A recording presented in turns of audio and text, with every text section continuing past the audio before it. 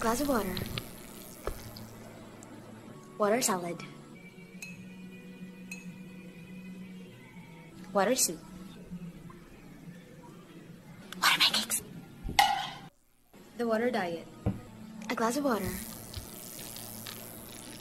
Water salad.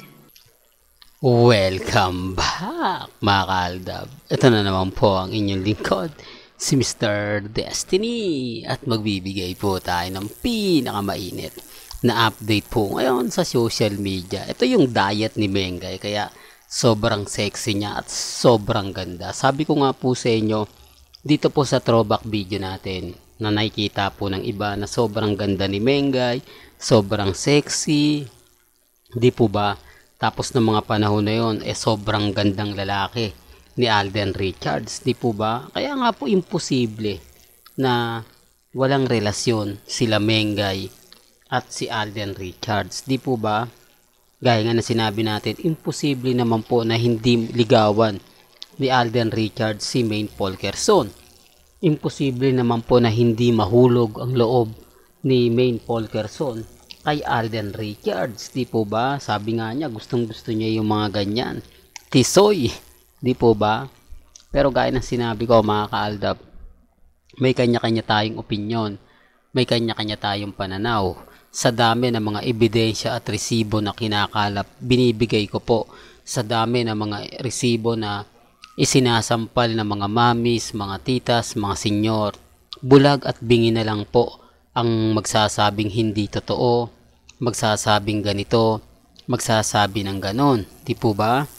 Gaya nga po ng mga pinapaliwanag ko at mga sinasabi natin, although yung iba may kanya-kanyang opinyon, may kanya-kanyang reaksyon.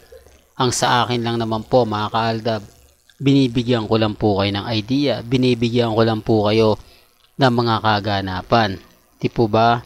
Ang dami kasi mga senaryo na lumalabas ngayon, ang dami kasi mga senaryo na keso ganito, keso ganon, di po ba?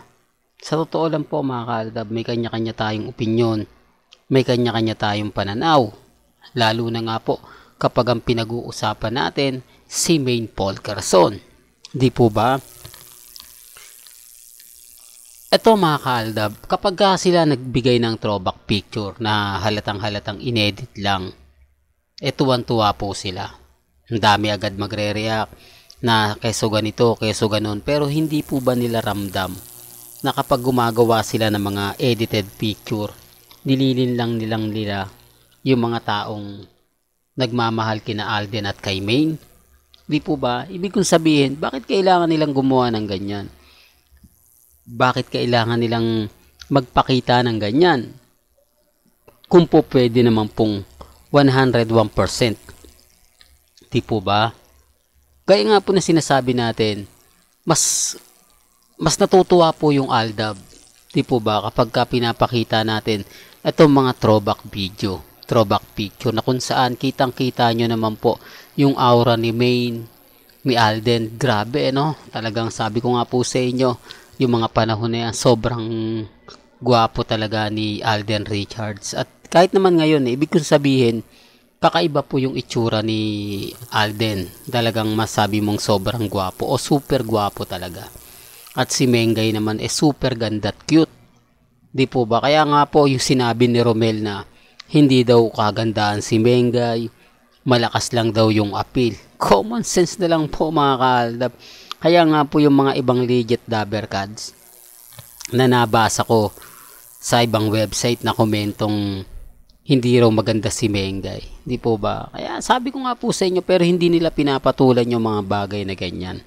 Hindi nila, kumbaga, pinapansin yan. Kaya yung nagsabi niyan talaga, hindi niya nakita si Maine Mendoza ng personal. Ang nakita niya siguro clone. Di po ba? Kasi kung nakita niya si Mengay ng personal, doon niya lang masasabi. Di po ba? Lalo pa po ngayon talagang lumabas yung ganda ni Mengay. Noong mga panahon nga po sa barangay, di po ba? Yung mga mamis, mga titas, mga senyor na nagsasabi na sobrang ganda nga po daw talaga ni Mengay. Sobrang cute nga po daw talaga ni Mengay. Di po ba? Tas magbabaliktad yung senaryo na hindi raw maganda, hindi daw kaaya-aya, kung ano-ano yung mga sinasabi, kung ano-ano yung mga binabalita. Di po ba? Sinasabi ko lang po para lang klaro. Sinasabi ko lang po para po sa mga taong dumadaan at bumibisita sa channel natin. Di po ba? Kaya lang syempre mga kaaldab, sabi ko nga po sa inyo dito sa channel ni Mr. Destiny, ano man po yung mga nababasa nila, napapakinggan, relax lang. Ako nga po kampanting-kampante. Ako nga po matatag. Di po ba? Lalo na nga po kapag ang pinag-uusapan natin sila Mengay at Tisoy. At gaya nga ng sinabi ko, sino yung paniniwalaan po ninyo? Simpleng post na hindi man lang niyakap, hindi man lang, di po ba? Kaya nga po sabi ko sa inyo, sino ba ang mas nakakakilig? Sino nga po ba talaga yung mas kinikilig? Ewan ko lang nga po bakit yung Armin masayang masaya. Kahit halatang halata naman po na hindi po talaga tumutugma at umaayon. Di po ba? Pasensya na po kayo sa mga magre-react na lang sa akin uli na dapat hindi mo na pinapakita yan, nakakainis lang. Mr. Destiny, nakakabwisit lang yung mga ganyang makikita mo sa mga update mo, si Congressman Arjo. Kailangan nyo rin pong tanggapin ang katotohanan na kumbaga binabanatan tayo.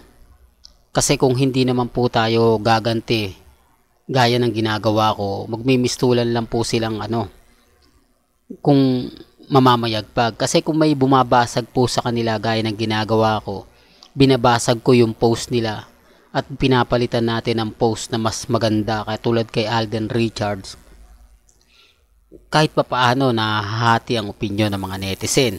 Sinasabi ng mga netizen, mga kaaldab, na mas kakilig-kilig pa rin po raw yung mga post dati nila Mengay at ni Alden. Kung ikukumpara sa kinasal na pero wala pang dating. Hindi po ba? Yun ang pinupunto ko. Kumbaga nasa atin pa rin ang komento ng mga netizen. Nasa atin pa rin ang mga pahayag. Di po ba?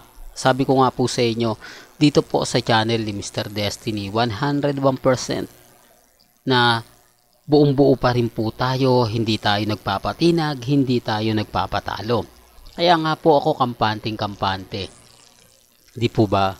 Kaya wag po kayong maniniwala na walang ligawan na nangyari, hindi nilagawan ni Alden Richards si Maine, wala silang relasyon, magkaibigan lang daw sila, magkatrabaho lang. Sino yung lolokohin nila?